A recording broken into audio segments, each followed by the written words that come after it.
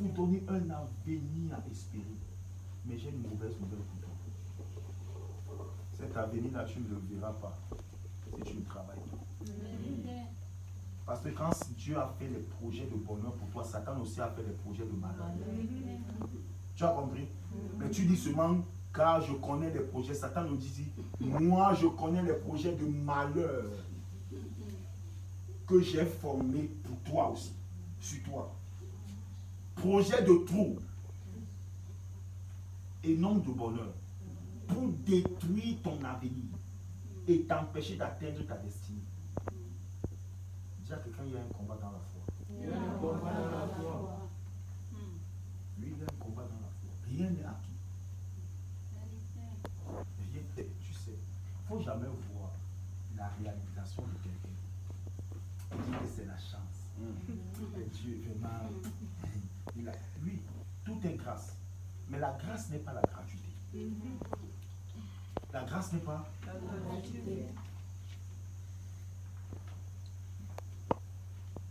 Est-ce que je parle à quelqu'un? Amen. Est-ce que je parle à quelqu'un? Amen. Il faut apprendre à importuner Dieu. Le principe du dérange Dieu. Seigneur, tu n'auras pas de repos. Lui-même, il s'est engagé. Il a dit, par amour pour Israël, par amour pour Sion, je ne me tairai point. Par amour pour Jérusalem, je ne fermerai point la bouche. Jusqu'à ce que je vois son salut poindre comme l'aurore et sa délivrance comme un flambeau. Invoque-moi, je te répondrai. Je t'annoncerai les choses cachées, de grandes choses que tu ne connais pas. S'il te plaît, à partir d'aujourd'hui, n'ajoute plus à tout ce qui t'arrive, tout concourt au bien de ceux qui aiment Dieu. Il faut d'abord atteindre l'agonie dans la prière. Dis à quelqu'un, atteins d'abord l'agonie. Alors tu diras tout concourt au bien. Ne sors pas le verset de son contexte. Ce n'est pas un verset pour les paresseux. J'ai parlé à quelqu'un. J'ai parlé à quelqu'un. Alléluia. Amen. Alléluia. Donc je vais dire quelque chose encore. Le principe de l'amplification. Le principe de l'amplification. Vous lirez dans Esther chapitre 4, verset 1 à 16. Notez aussi Ésaïe 58, 3 à 4. On va lire Ésaïe 58. Ésaïe 58, 3 à 4. Le principe de l'amplification. Ésaïe 58, 3 à 4.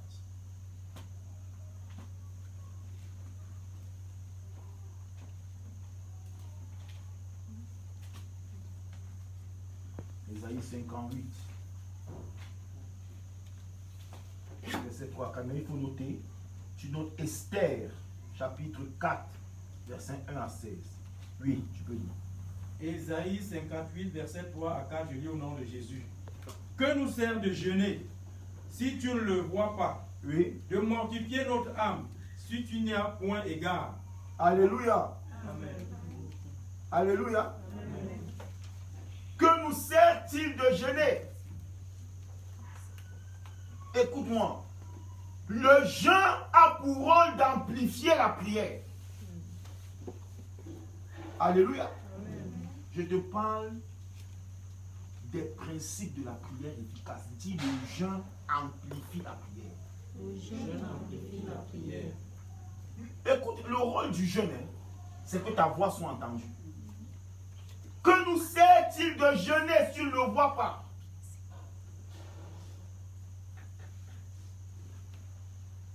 Le jeûne, c'est pour que ta voix soit entendue.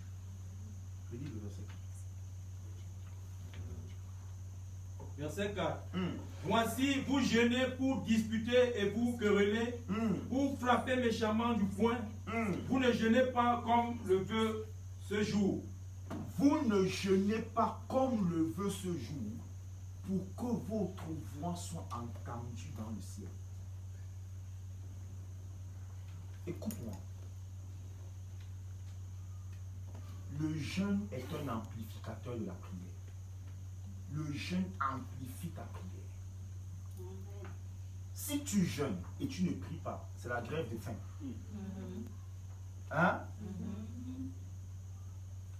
tu dois prier. Le jeûne est comme un micro. Ta voix va se faire entendre. Tu peux prier tout bas. Mais dans le ciel, ta voix résonne très fort. Amen. Ta voix résonne. Très fort. Tu peux imaginer ça. Tu es devant quelqu'un, tu lui demandes une chose doucement, il ne te donne pas. Tu prends un micro et tu mets tous les bas en direction de ses oreilles. Quand tu jeûnes, c'est ce que tu fais. Tu mets les bas en direction des oreilles de Dieu. Tu vas entendre ce que je dis. Hein? Amen. Lisez toute votre Bible. Le jeûne a toujours été exaucé. Amen. Alléluia. Amen. Alléluia. Amen. Écoute-moi. Quand tu prends les décision de jeûner, la première chose que tu dois faire, ce n'est pas de commencer à mener ta cause devant Dieu. Non. Répands-toi d'abord. Examine-toi, répands-toi, purifie-toi. Là, le premier jour de ton jeûne, ne parle pas de ce qui t'amène. Alléluia. Répands-toi, répands-toi, répands-toi. D'abord, répands-toi. Si tu jeûnes un jour, les premières heures, ne commence à dire je suis venu pour que. Non. Non. Commence par te purifier. Après, adore Dieu. Élève Dieu. Élève Dieu. En troisième position, maintenant, introduis ta demande. Frère, il faut apprendre même à prier. Hé Dieu, tu ne me vois pas depuis. C'est pas la guerre. Alléluia. Ouvre d'abord ton cœur. Purifie ton cœur. Alléluia. Alléluia. Pourquoi? Parce que toute notre justice est devant Dieu comme un vêtement suffisant. Ça veut dire quoi? Il dit que personne ne peut se tenir devant Dieu et dire que Dieu, je suis trop juste pour que tu me donnes ceci.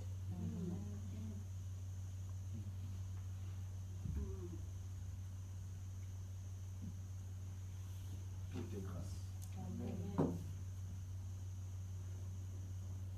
Nous venons devant le trône de Dieu. Certains disent que Ézéchias a rappelé à Dieu tout ce qu'il avait fait. Mais vous n'avez pas noté qu'il a commencé par pleurer. Vous n'avez pas noté qu'il a d'abord commencé par s'humilier. Hein? Il a d'abord commencé par s'humilier. Il a versé d'abondantes larmes. Dieu fait grâce aux hommes. Hein? Il résiste aux orgueilleux. Alléluia. Alléluia. On commence toujours par t'humilier. Amen. Alors pour ce soir, je vais donner un dernier principe. Le principe de la proclamation prophétique. Le principe de la proclamation prophétique, j'appelle ça la parole de la foi. Amen. La parole de la foi. Le principe de la proclamation prophétique. Marc chapitre 11, versets 23 à 24. Marc chapitre 11, versets 23 à 24. Quelqu'un peut lire? Marc chapitre 11, versets 23 à 24. Je lis au nom de Jésus. Je vous le dis en vérité, si quelqu'un dit à cette montagne, ôte-toi de là et jette-toi dans la mer, Oui. et s'il ne doute point en son cœur, Oui. mais croit que ce qu'il dit arrive, il le verra s'accomplir. Je vous dis encore, si quelqu'un dit à cette montagne, ôte-toi de là et jette-toi dans la mer. Tu sais quoi? Quelquefois, tu n'as pas besoin de parler à Dieu, tu as besoin de parler à la montagne. Vous savez, s'il y a un type de prière comme ça, hein? Tu as tout réglé avec Dieu. Maintenant, tu parles au problème. Ôte-toi de là. Ôte-toi de là. Jette-toi dans la mer. Quitte devant moi. Disparais. Tu parles à la montagne. Tu parles à la montagne. Tu parles à la montagne. Ce qui me ce qui m'amuse avec les enfants de Dieu. Ils savent détruire. Ils savent arracher. Ils savent abattre. Mais après, ils laissent le terrain vide. Ils laissent le terrain vide. C'est pas comme ça. C'est pas comme ça. Quand tu as enlevé ce qui ne doit pas être, il faut implanter ce qui doit être. Alléluia. Alléluia. Tu n'as pas besoin de courir chez les prophètes. Prophétiser sur moi. Dis-moi une parole. Ça, c'est le bébéisme, c'est la prostitution spirituelle. Dis à quelqu'un. Dis à quelqu'un. La prostitution spirituelle. Non. Ça, c'est bon pour les bébés. Vous comprenez, non? Oui. Non. Tu as une bouche ou un dit pour prophétiser sur ta vie. D'ailleurs, qui peut mieux pousser sur ta vie que toi? Qui peut être un meilleur prophète que toi? Tu as lu la parole. Tu te tiens sur la parole et tu parles sur ta vie. Tu as compris? Je réussirai toute montagne d'échecs devant mes études. Ôte-toi de là, échec-toi dans la mer. Toute montagne d'échecs devant ma destinée académique. Ôte-toi de là, échec-toi dans la mer. Je déclare que je réussirai. L'Esprit éternel donne l'intelligence. Par le Saint-Esprit, je suis intelligent. Tu as compris? Même si le prochain te voit, tu as 5 suiveurs. Tu continues de confesser. Je suis intelligent. Je comprendrai très bien cette discipline. Tu comprends ça? Tu comprends ça? Tu dois te bénir toi-même. Écoute, hein, si la bouche de Bartimée n'avait pas parlé pour lui, ses yeux ne seraient pas ouverts. Tu n'as pas compris. Dieu ne peut jamais laisser que Satan t'enlève tout. Hein? Il a levé à Bartimée la vue, mais il doit laisser la bouche. Tu as compris? Il a dit, Jésus, fils de David, aie pitié. Me voici ici, aie pitié de moi. Tais-toi. Tais-toi. Écoute-moi. Quand tu t'engages à ébranler les montagnes de ta vie, ne t'occupe pas de ceux qui se moquent de toi. Ne t'occupe pas de ça. Parle à la montagne. C'est Jésus qui a dit, c'est un principe de la prière victorieuse.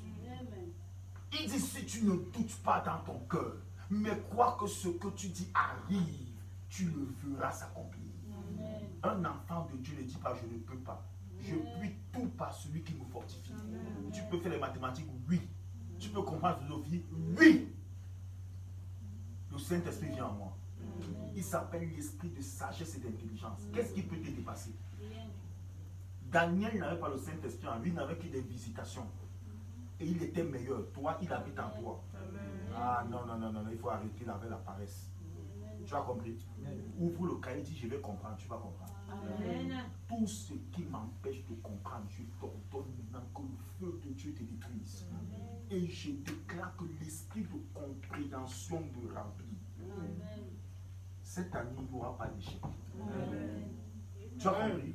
Quel que soit le niveau où tu es, commence à confesser ta victoire. Ne va pas seulement étudier, confesse que cet examen, je l'aurai cette année, pas l'année prochaine, celle-ci. Tu comprends ça? Il faut construire la destinée par ta bouche. Écoute. Les 12 espions sont allés dans le même pays. Ils ont vu les mêmes géants. Ils ont vu les mêmes défis. Et 10 ont dit non, nous ne pouvons pas. À leurs yeux et aux nôtres, nous étions comme des sauterelles.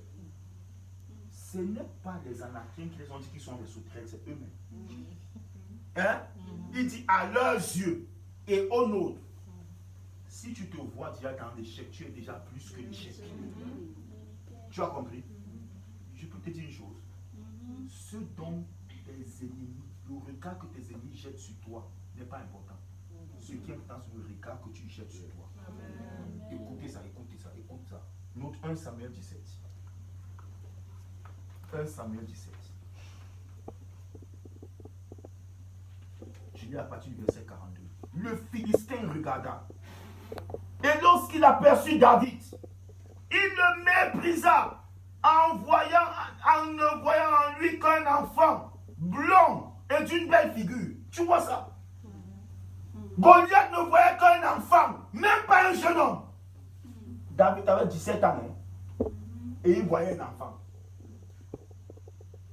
Même pas un jeune homme.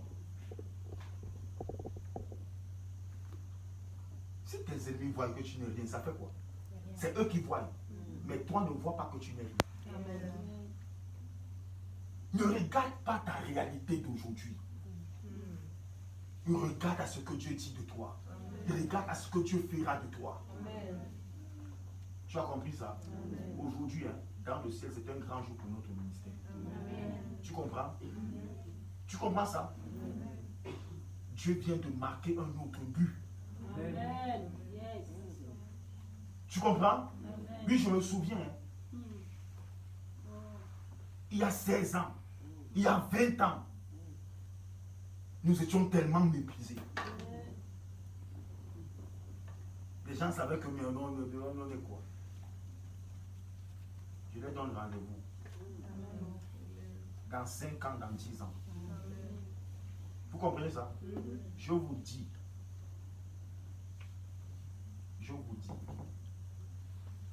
Dans 5 ans, dans 10 ans.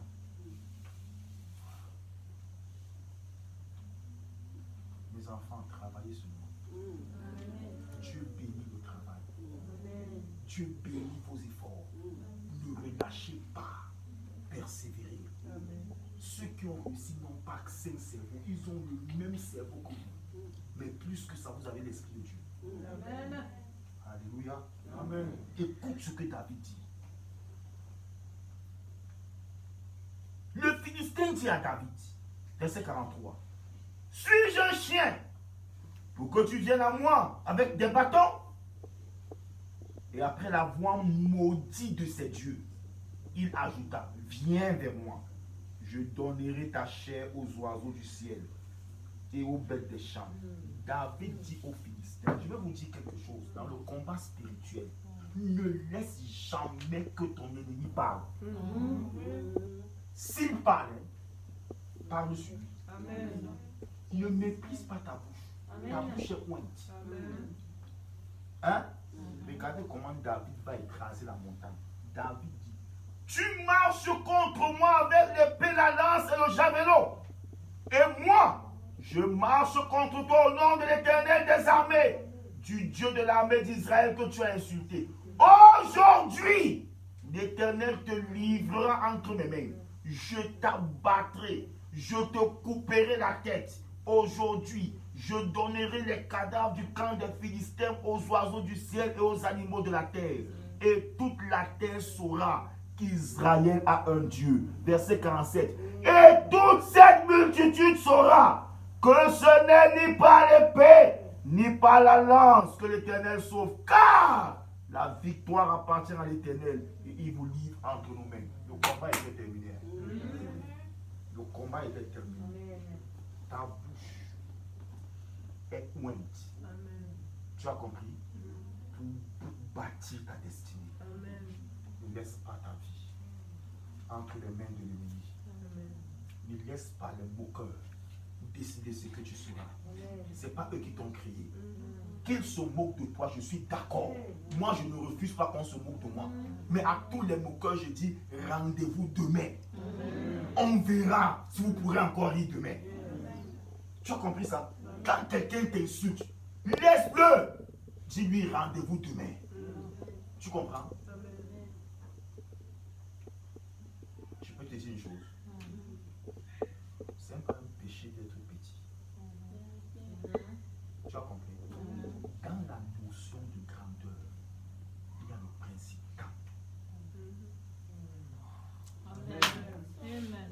Dans la notion de grandeur, il y a le principe quoi? Temps. Temps. Ne joue pas avec ce principe. Et t'insulte aujourd'hui parce qu'il... Mais aujourd'hui n'est pas demain. Tu as compris? N'écoute N'écoute pas ce que disent Élie, décourage. Oh non, il n'y a pas dit à David. Je te connais avec ton orgueil. Tu es venu faire quoi ici? Et la Bible dit David s'est détourné de lui. Quand quelqu'un te décourage de ton rêve, ne lui réponds pas, fuis-le. Tu as compris? Tu dis à quelqu'un que non, moi je vais faire le concours des dames. Et toi, les gens qui disent qu'ils peuvent faire des dames. Ne lui dis plus rien. Ne lui dis plus rien. Quitte son mari et ne sois plus à côté de lui. Tu as compris? Parce que c'est quelqu'un qui est ennemi de ton avenir. Tu as compris? Tu comprends? Parle sur ta vie. Est-ce que ce soir je peux parler sur ta vie? Écoute-moi. Nous avons prié ce soir, n'est-ce pas? Tu t'es purifié, n'est-ce pas? Tu as jeûné, n'est-ce pas? Je vais te demander une chose ce soir. La première chose, maudis toute malédiction qui vient contre toi. Maudis toute malédiction qui vient contre ton avenir. Et s'il y a une montagne, quel que soit le problème que tu vois devant toi, ça bloque tes études, ça bloque ta vie maritale, quel que soit ce que ça bloque, parle à ce problème, dis-lui, ôte-toi de là et jette-toi dans la mer. Tu as compris ça? La troisième chose, bénis ta vie. Vous savez, quand vous êtes parent, il ne faut pas seulement prier pour vos enfants. Oh Dieu fait, toi aussi il faut bénir tes enfants. Il faut prononcer la bénédiction, les bonnes choses sur tes enfants. Et tu vas voir ce que tu vas faire. En dépit de ce que tu vois. Vous savez, notre problème, c'est qu'on s'occupe trop de la réalité. En dépit de ce que tu vois, bénis ton enfant. Tu as compris? La bénédiction va le restaurer. La bénédiction va le reconstruire.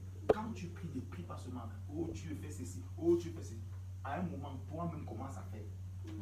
Avec ta bouche. Dis, cet enfant fera ceci. Cet enfant sera ceci. Cet enfant sera ceci. Écoute, Isaïe 54 dit, tes enfants seront tous disciples de l'Éternel. Et grande sera la prospérité des enfants. Moi, je n'ai pas peur pour les enfants. Je n'ai pas peur pour les jeunes qui sont là. Parce que je sais que tous vous allez être attachés au Seigneur. Et vous allez être prospères. Les défis que vous voyez vos parents avoir, vous n'aurez pas les mêmes défis. Amen. Est-ce que je parle à quelqu'un? Amen. Est-ce que je parle à quelqu'un? Amen. Et Dieu vous l'annonce tous les jours. N'est-ce pas? Amen. Dieu vous l'annonce tous les jours. C'est lui qui ramasse, ne crains rien. Il ramasse les indigents du fumier et il le fait asseoir avec le grand. Est-ce que j'ai parlé à quelqu'un ce soir?